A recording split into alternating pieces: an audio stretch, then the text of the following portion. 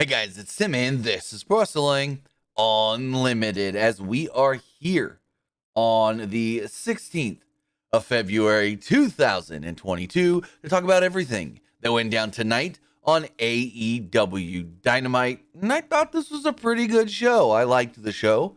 I thought everything built well towards the Revolution pay-per-view, and we learned a lot for that show coming up in 3 weeks now? Let's see. 2 weeks. 2 weeks till the pay-per-view. Okay, now it makes sense why all of a sudden, we gotta start building this pay-per-view up because they only got 2 weeks. But with that, I thought overall this was a really good show. I enjoyed it. I thought it had good purpose and stuff. A little odd of the John Kreese stuff. I'm like, what? Okay, whatever. But with that, I want to say thank you for joining me here. Twitch.tv/PWU Unlimited, YouTube.com/Pro Wrestling Unlimited, and Twitter.com/PWU Unlimited. Remember, if you are watching on Twitch, you can help us out a couple of different ways. You can help us out by hitting that donate button down below to donate or get your question read. Or you can donate Twitch bits in the live chat. Also, remember, you can subscribe to the channel one of two different ways. You can subscribe with a tiered subscription, or you can subscribe with Amazon Prime. Because remember, if you have Amazon Prime, well, then you've got Prime Gaming. Prime Gaming gives you a lot of cool things like free games, free stuff for games, and they always give you one free subscription to any. Woo! Just knocked over my orange juice. Let's close that. Good thing it didn't spill a lot, but it gives you one free subscription to any Twitch channel you'd like to subscribe to throughout the month. And well, greatly appreciate if you use that on us right here, Pro Wrestling Unlimited. Give me like 10 seconds.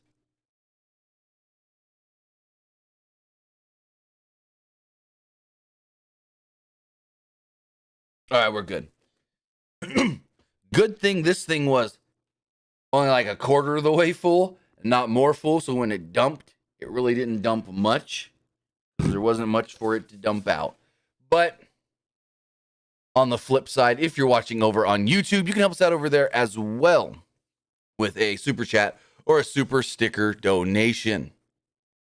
Remember, all super chats do get read live on the air. Best way to make sure your question, comment, or concern does get read live on the air. Also, remember, you can hit that join button down below to become a channel member. As a channel member, you get early access to news, early access to podcast episodes, early access to non-news videos, and so much more. Plus, you can do all of that by supporting us at patreon.com/PW Unlimited. And finally, head over to the Epic Game Store. Whether you're buying a brand new game like Sifu, you're getting ready for Horizon Forbidden West on the PlayStation 5, but you want to play Horizon Zero Dawn on your PlayStation 4, go over there, purchase the game on the Epic Game Store, and then on the left-hand side, before you check out, it's going to say, do you have a creator code? Then you do. Your creator code is PW Unlimited. Put that in there, and we get a little bit of a kickback.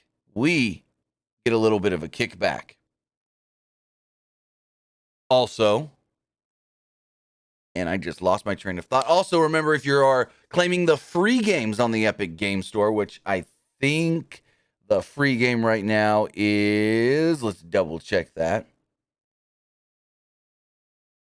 And Gabriel, I have no clue what you're talking about. Keith Lee in 2K22? AEW Keith Lee in 2K22? Yeah, okay.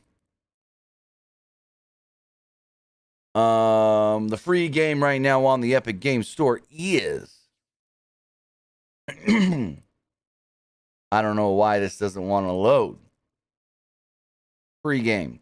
Epic Game Store doesn't want to load. Oh, well, it doesn't really matter. But if you're going over there and you're claiming the free game, well, you can put that code in and help us out as well. But with that, we've got AEW Dynamite to talk about that kicked off with CM Punk sitting in the ring. Show opens up and Punk's already just sitting there. Punk's already just sitting in the ring, ready to go. He's got this like box or something in front of him with like a cloth draped over it or whatnot. And so he starts talking. He says, my name is CM Punk. And I am straight edge. I don't drink alcohol, and that makes me better than you. Does that sound a little familiar? It should. Basically saying that MJF got his "I'm better than you and you know it" from him. If you remember back in the day, especially his ROH days, or when he was running the indies with Raven, I can't remember what promotion it's for, but I remember there was a show that it was overseas and he did a match against Raven, but before the match, he went out into the lobby of the arena they were running and just goes, "Look at all you people here drinking your alcohol and smoking your cigarettes. And you think that makes you cool? No, I'm straight edge. I don't drink because I'm not a loser and I'm better than every single one of you here." And he ripped these fans a new one. And so basically he's saying he did the "I'm better than you" thing well before MJF was a thing. He discussed his impact on the wrestling business, specifically how he has influenced young wrestlers, especially the ones in the locker room today.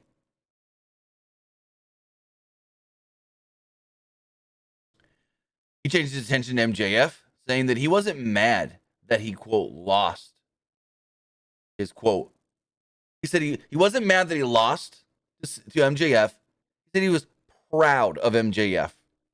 He said, but MJF ain't Piper in Portland or Brett in Canada. He's just a guy with a ring and some help.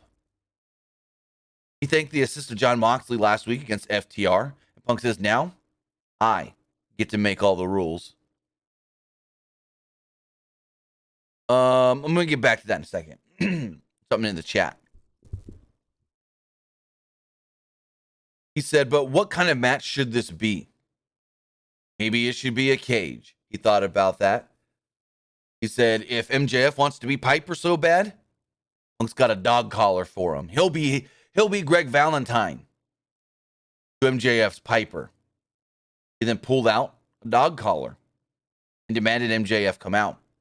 MJF emerged, but before he could say anything, Punk produced the famous photo of him and a little boy Max. He said that was the best day of MJF's life, but for him, it was just another Sunday.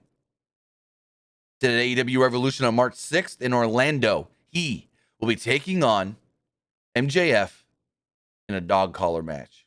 Canvas will be stained with his blood. There's nothing he can do about it. Instead of saying anything, MJF paused, dropped the mic, and stormed off. So very interesting. Very, very interesting. They're doing a dog collar match again. The second time they have ever done a dog collar match in All Elite Wrestling. Last time they did a dog collar match was the Brody Lee Cody match for the TNT title. And I don't know why you guys in the chat keep saying Keith Lee's going to be in WWE 2K22. Because I haven't heard that one bit. They were basically revealed the entire roster yesterday and didn't say anything about Keith Lee. Why would they? So, unless you guys can prove it with a link in the live chat, I don't have a clue what you guys are talking about and why you would even try to put that in the chat. Anywho, as we move forward, we go to the back and there's Jungle Boy, Luchasaurus, and Christian Cage. They stated that at Revolution, the tag titles will be on the line in a triple threat match. But we got to figure out who these number one contenders are going to be. So then whatever. Next week, there's going to be a tag team battle royal. The winning team gets the first slot. Then the following week, there's going to be a tag team casino battle royal. That team gets the second spot. And I'm like, why don't you just do one battle royal and the final two teams both get the shot? Why do we need a regular battle royal and a casino battle royal? Does that mean this casino battle royal is going to be very long and take up a lot of time on television? We're going to really run through the aces, the spades, the diamonds, the king, or the aces, diamonds, kings, and heart, aces, diamonds, spades, and hearts, and all that stuff? No. No, they ain't doing all that on TV. It's going to end up being just a normal battle royal or something. I don't know. I could be wrong, but I don't know. So, going forward, Jungle Boy says that he loves a good three-way. And Christian said things will be getting interesting in the tag team division over the next couple of weeks. The one thing that won't change is that they will still be the tag team champions after Revolution. Thomas says he sent me a message. Let's go see what he sent. I did not get a message.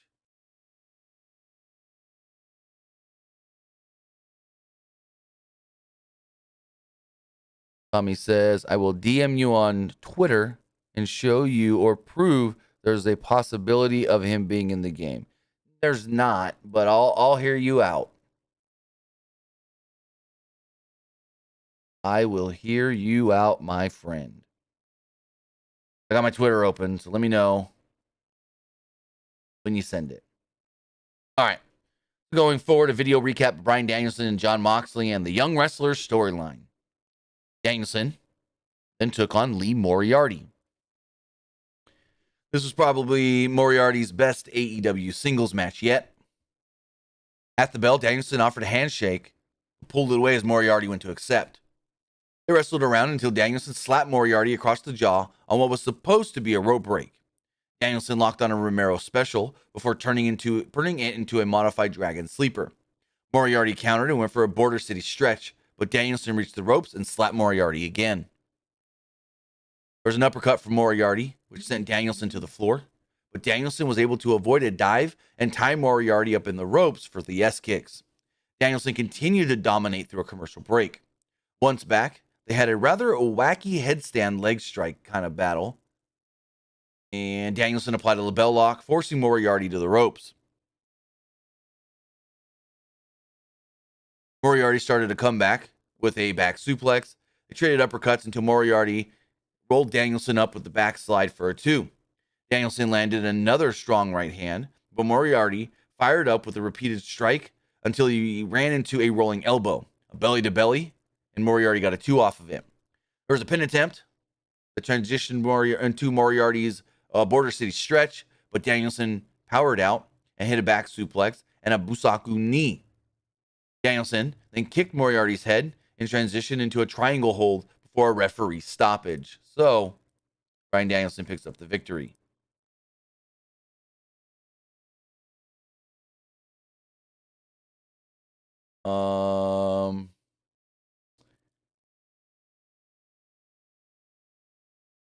So I see where somebody has sent me something about WWE 2K22. Right? It says nothing on Keith Lee. Like, you sent me a screenshot that doesn't say Keith Lee. So I don't know. And I see this comes from SmackDown Hotel. They're not going to tweet this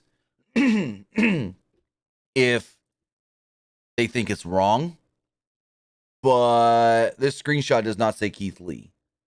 Also, if there was Keith Lee's name in the video for the ringside report, whatever, it could have just been an old render that they put in there, and then in the end, he's not going to be in there. Because if it's just his name on a list, they could take that out in the final build. Final build ain't out yet. Game don't come out for another 3 weeks. So if there's anything that's got like Nia Jax, Keith Lee, Kushida, nothing we're seeing right now is the 100% final build.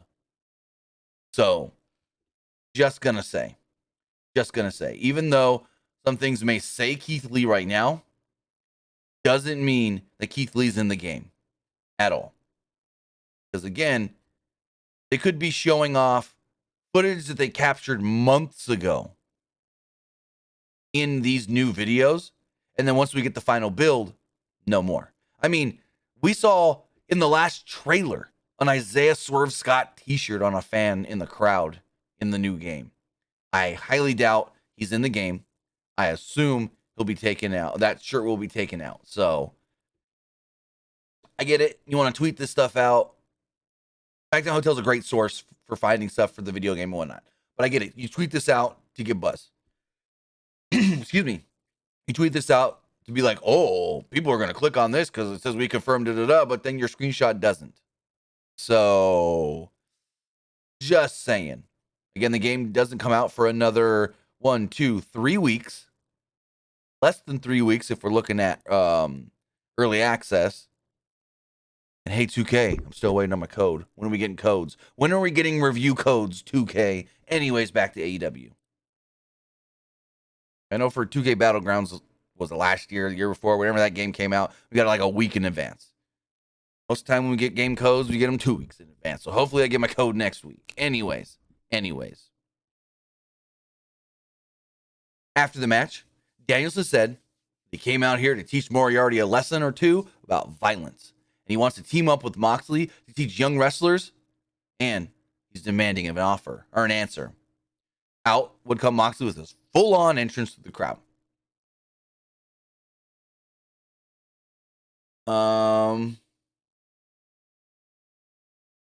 Moxley said that a long time ago on an indie show, I was a young little lion. And I had a chance to take on the American Dragon, Bryan Danielson. That night, Moxley said that he fought to the nail, but he came up short. But taking on the best just made him want more. Now, Danielson doesn't want to fight him. He wants to join forces. They can create a dynasty of, quote, pure, unmitigated wrestling violence. They could take young guys along with them. Moxley couldn't think of a reason to say no. But maybe the only reason Danielson wants to stand side by side with Moxley is because he doesn't want to stand across the ring from him. Moxley doesn't stand side by side with anybody until he bleeds with them first. Effectively said, we got to fight. And if that goes well, then I'll talk about teaming up. There's a Keith Lee video. He was the first one to qualify for the Face of the Revolution ladder match. And he's come to AEW to make a statement. Phase 1 is done. Phase 2, win the ladder match. Then, after that, Phase 3, TNT Championship.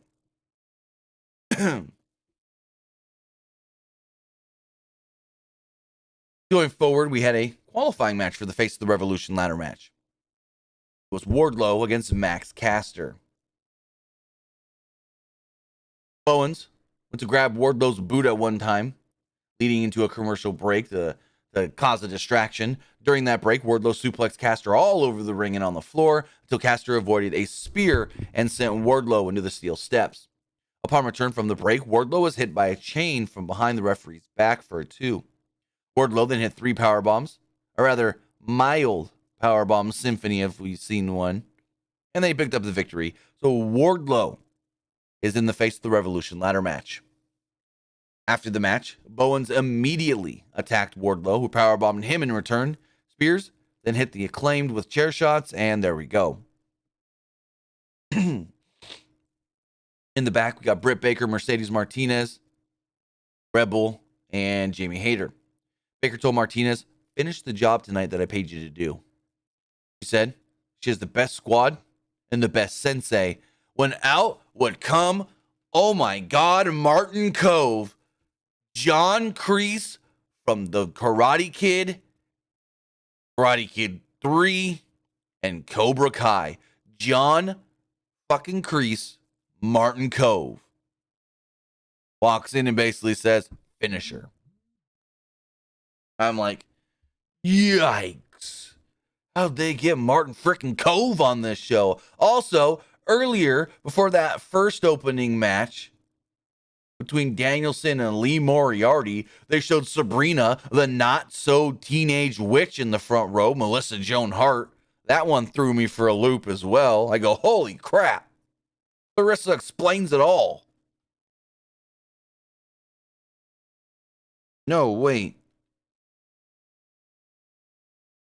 Yeah, Clarissa explains it all. That was Melissa Joan Hart. So, we get Tony Schiavone in the ring, and he calls out the champion, Adam Hangman Page, for an interview. Schiavone asked Page about the violence of last week's match, saying we could still see the scars on his face. Before he could say anything, Adam Cole would interrupt. He told the crowd to applaud Page and put him over as our champion in the fight he's gone through to keep that title. Cole told Schiavone, "Get the hell out of my ring." Still building up that for just comedy's sake, I guess you could say. Cole said he's been a world champion everywhere he's gone, and it's a shame that Page's reign is going to have to come to an end soon. Page asked Cole how it feels to be his friends build a wrestler. Page asked Cole how it feels to see his friends build a wrestling empire without him. The AEW World Championship is the only world championship he will never win. In the time Cole was gone, Page said he blossomed into a great champion. But the reality is he always just been... No. Cole said in the time he was gone, Page blossomed into a great champion, but he always knew he's just the other Adam. Page was about to square up to Cole, but Cole said he has respect and adoration for the champ. Someday they will fight, and they will fight for that world title. When that day comes, quote, "May the best man win." Cole's music plays and he goes to walk off, but Page was then attacked from behind by Red Dragon. Cole then jumps in the ring with O'Reilly and Fish and continues the beatdown on Page. Security comes out, trying to break him up. Dark Order comes out, tries to break him up, and they leave.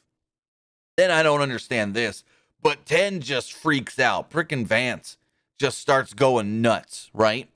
And he's throwing security guards, and he's doing all this stuff. They try to stop him, and he grabs another security guard, and he throws him over the top rope. And I'm like, are they going to turn 10 heel? Is 10 going to turn on the Dark Order? I feel like we haven't seen,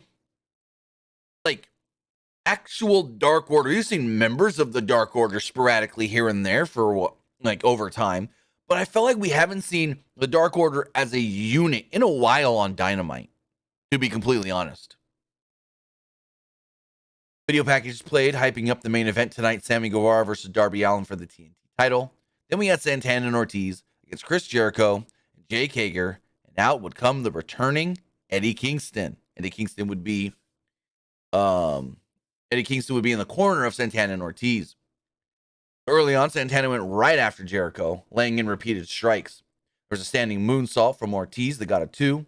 Jericho popped Ortiz up into a facebuster and tagged in Hager, who beat down Ortiz before hitting the Hager bomb ahead of a break for a 2. Once back from the break, there was a clothesline from Ortiz, allowing him to reach Santana for the hot tag. He ran wild on Hager, but ran into a code breaker from Jericho, followed by a spinebuster from Hager for a 2. Jericho hit a running bulldog, but Ortiz cut off the line salt. They then hit the street sweeper on Jericho for a near fall. Jericho countered a corner cannonball into the Lion Tamer. Kingston urged Santana towards the ropes, and he eventually reached them. Jericho took out Kingston with a springboard dropkick off the apron. Santana avoided a Judas effect, clotheslined to Jericho with a discus clothesline lariat, and picked up the victory. So Santana and Ortiz defeat Jericho and Hager. After the match, Jericho was pissed, jumped out of the ring, went after Eddie Kingston, and the two had to be separated by referees.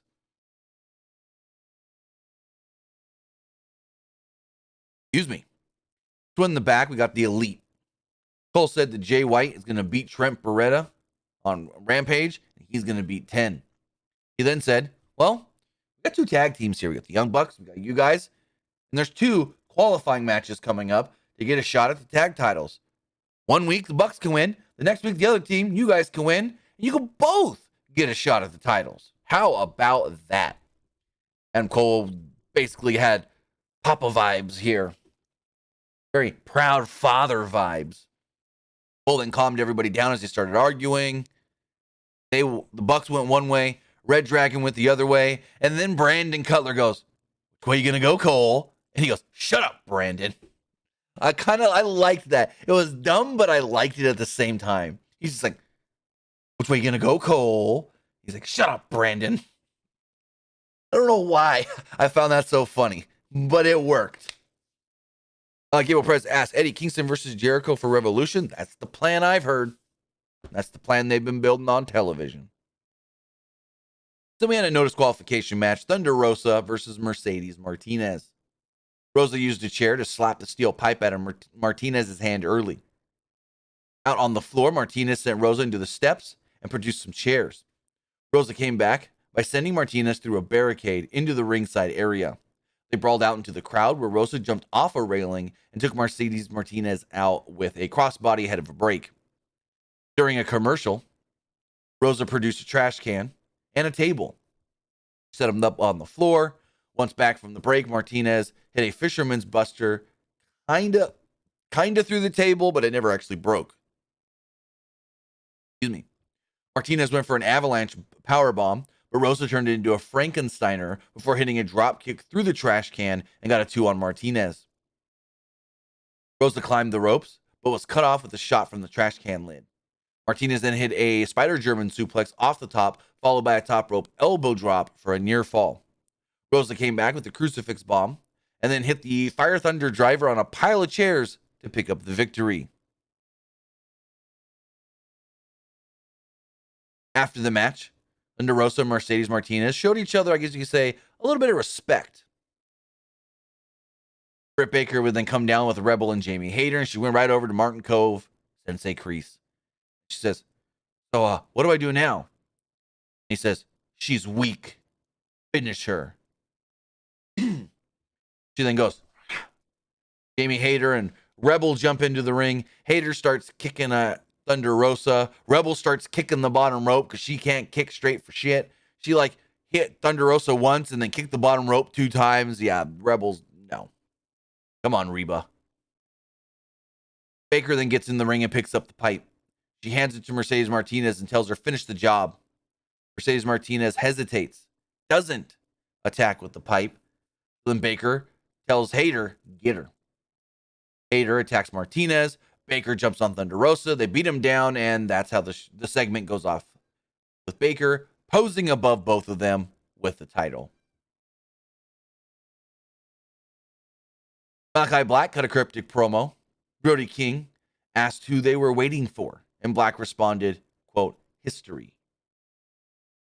That's a pretty heavy Buddy Matthews tease.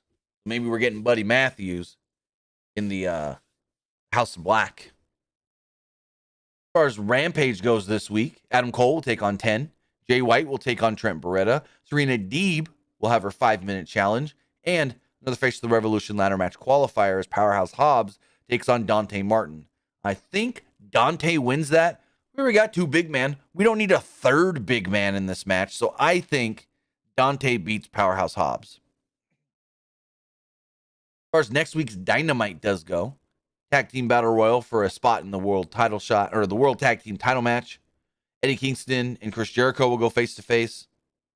And House of Black, Malachi Black and Brody King will take on the Death Triangles, Penta El Cerro Miedo and Pac. Ty, no mentions of Cody on the show that I heard. We got a video, Jay White, that he'd show all AEW they need to, quote, breathe with the Switchblade because it's still his era. We then got our main event. This match was just bananas. These 2 men basically said, how many times can we try to kill each other? Or ourselves? And then it had a crap WWE finish. Like, are you kidding me? So they showed respect to start off the match, and there was a massive dueling let's go Darby, let's go Sammy chant. Early on, they jockeyed for position on top of the ropes where Guevara just dropped Allen on the turnbuckle, sending him crashing onto the apron and then crashing to the floor. Basically, Sammy had him up in like a fireman's carry, jumped off, and then just let go of Darby. So Darby just landed gut first on the top rope, like across the ropes, bounced off the apron, and then bounced to the floor.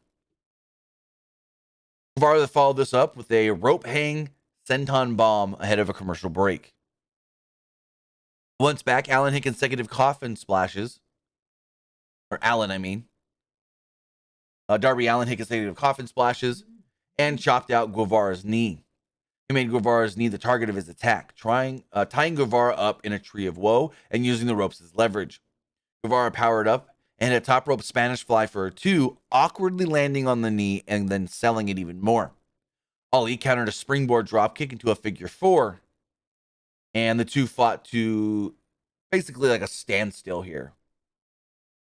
They then sat up with their legs tied and exchanged slaps. They then countered each other's big moves until Allen locked in the Last Supper cradle for a near fall. He then hit the float over stunner, sending Guevara to the floor. Guevara countered Allen's dive with a cutter on the floor. Back in the ring, Guevara went to the top rope for a senton bomb on the apron, but Allen moved and Guevara crashed hard on the apron with this swanton, and holy crap, did that sound hard. Allen sent him up for a coffin drop to the back, but Andrade's assistant, Jose, would run out and get on the apron to cause a distraction. Sting would chase him off, and Andrade would use the distraction to hit Darby with the iPad. Guevara would then hit the GTH and pick up the victory. There we go. Great match with one of them. Gotta have WWE distraction finish. Someone's got to get involved. After the match, Matt Hardy would then run down and beat down Darby, but then Sammy would chase him off, sort of. Andrade would then whack him with the iPad before grabbing both TNT titles and leaving with Matt Hardy and the belts. Triple threat? Sammy defending against Darby and Andrade, maybe? That's what I felt from it. But we'll see what happens. Also, where's the ref? One of these incompetent AEW refs. Yeah, he may have kind of been distracted by Jose at one point, but he wasn't distracted by Jose for too long unless he goes, Sting's doing something. I'm going to watch Sting for a minute. I don't know. But crap finish to a great match. And now you know what I thought of tonight's AEW Dynamite. But with that, now let's check what you guys thought. Remember, you can send your texts in to 510-906-1341. Let's check the polls first as far as the Twitch poll does go. 80% liked the show and 20% did not like the show at all.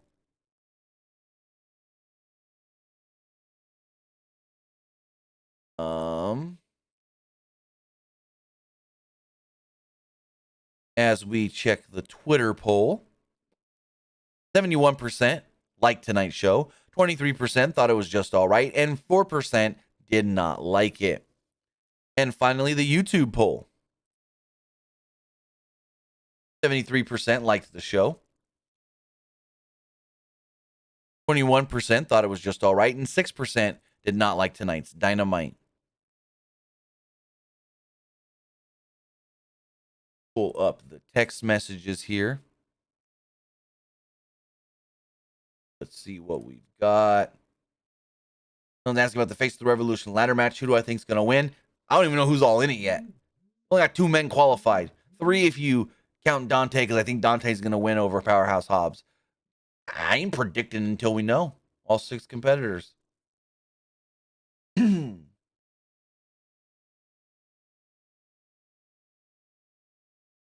Versus says, I have a question. Do you think Cody will get in WWE 2K22? No. There's no way they can put Cody in the video game that comes out in 3 weeks. Fuck no. Maybe DLC in months, 6 months, maybe, if they have DLC down the line and they would say, hey, let's add him. He ain't getting in that game in 3 weeks. I mean, technically he could be through Creative Creations, the Creative Suite and Custom Creations, Community Creations. But then I could say Kenny Omega could be in the game. I could say Hangman Page can be in the game. So, yeah, no. 2K is not putting Cody in this game at launch. Says, will Adam Cole and Hangman Page go for the AEW World Championship at Revolution on March 8th? Well, actually, it's Revolution on March 6th, and that's the way they're leading us to believe.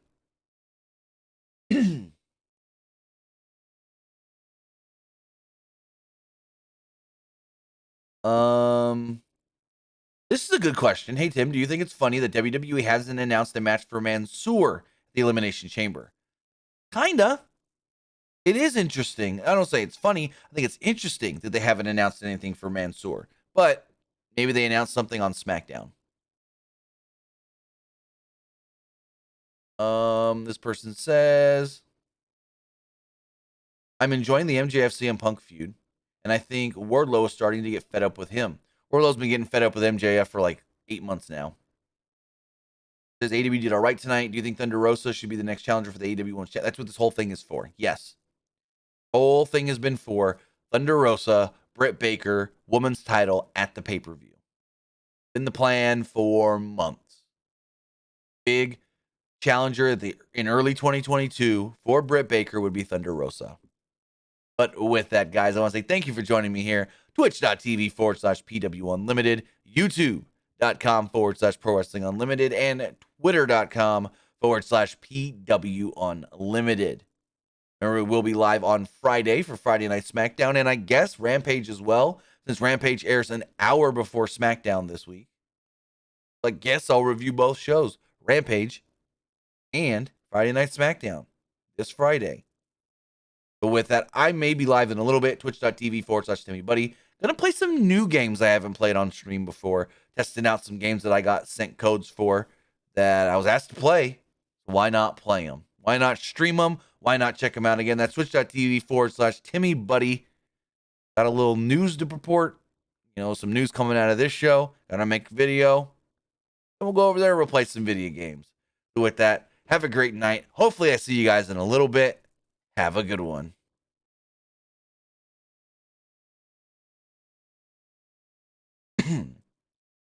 All right, guys, if you're still